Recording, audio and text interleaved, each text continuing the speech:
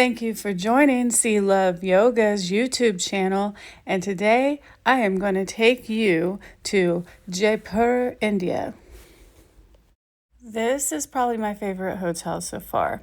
It dates back to the 19th century from the Shapira royal family, who were aristocrats in the Rajasthan royal, group. And they've turned their home, that was their home, they've turned it into a heritage hotel site. And now I got to sleep in the place that kings and queens slept at.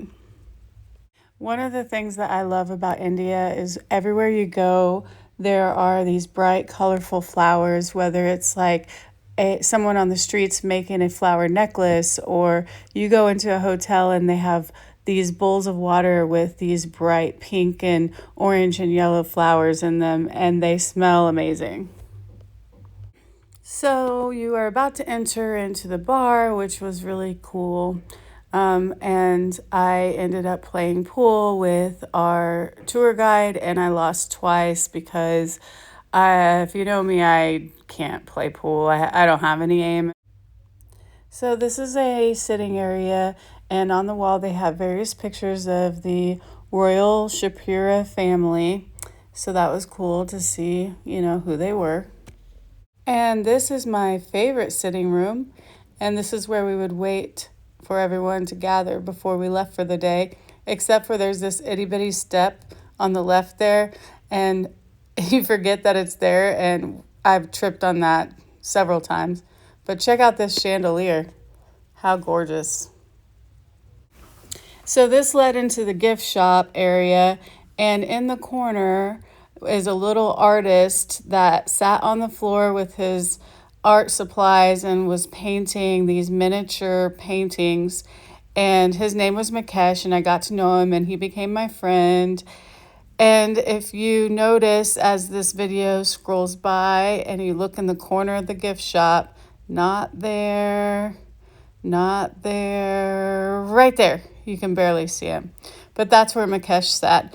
And then look at that. There's those bowls of flowers. It's like their potpourri. It's their version of potpourri, only not dried flowers. Oh, there's Mukesh right there in the corner. Speaking of Mukesh, he did Lagu Chitrakala paintings. And there he is. That's my buddy.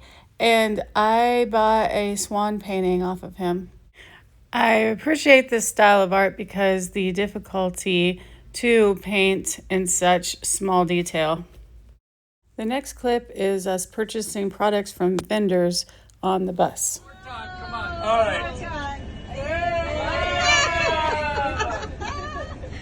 All right. 500 rupees. Here's one for mine. I got it.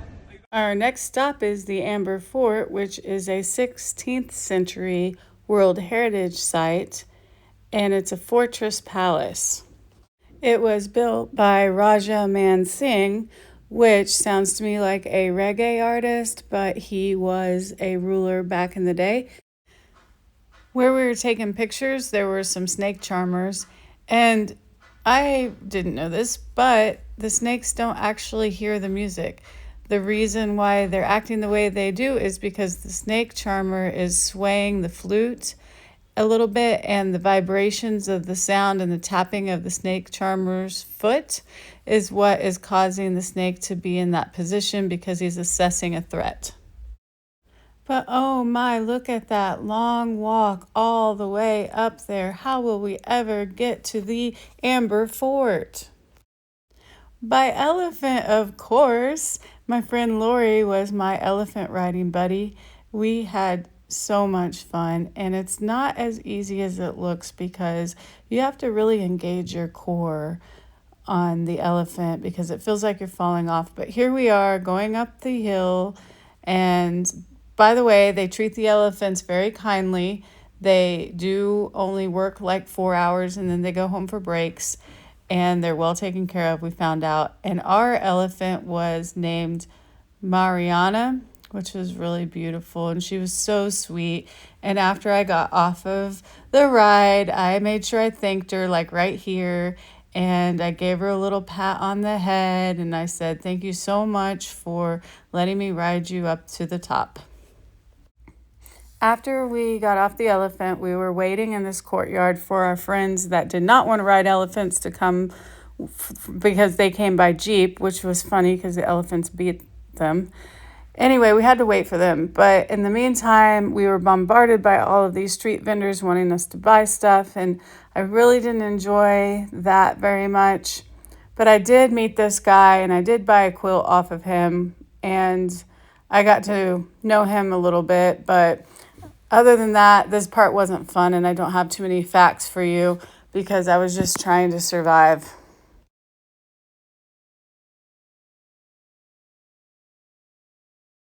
I accidentally got a video of a monkey playing with his monkey. Oops. A few fun facts about the Amber Fort is that it took 2 centuries to build and it had ancient air conditioning by using this water canal and wind tunnel technology to keep the temperature low. And you might notice in the very back on the mountaintops there is a wall, just like the Great Wall of China, only we are in India, not China. This is about the time of our visit at the Amber Fort that I decided to FaceTime my husband because he did not go on this trip with me and I missed him and wanted to see his face. Here it is. Here is his face. This is my husband right here. That's my man. Now, the one thing about the Amber Fort that is very interesting is that it has this hall of mirrors, and that's what these images are. So in the 1800s, there was this guy. He was one of the Rajas, one of the Singhs, and he was a ruler, and he wanted the city to be painted in this terracotta pinks, and that is why Jaipur is called the Pink City. And really, there was only one building that I really saw that was completely pink, but so I wasn't really impressed. I was expecting it to be like, a lot of pink, but there wasn't. But one thing I was impressed is that the stop signs are hearts, and I did like that. See, and that's what I'm saying. You can just look around and you can see love. Love is all around you. Love is knocking outside your door. The next thing that we did in Jaipur was to go to the block printing factory. I have one of those blocks, but just a small one. Yeah. So they take these blocks and they put some paint on them and then they put it on the fabric and then they hit the block and they do it in layers and it makes a print and then it makes this beautiful fabric. So we got to try it out, and here is a picture of my friend Shakina, and she is doing the block printing, and I do believe it's harder than what it looks to make sure that the prints are aligned and that you have hit the block hard enough to make the actual print. So I have a whole newfound appreciation for what goes into making the print on these types of materials. So after the demonstration, we were able to go to look at the block prints and pick out our own material, and then a tailor came and measured us and we were able to get outfits using the material that we picked out. So that was a lot of fun. I got 2 dresses and a skirt. You don't know what we can find. Why don't you come along with me, little girl, on a magic carpet ride? So this really was like magic.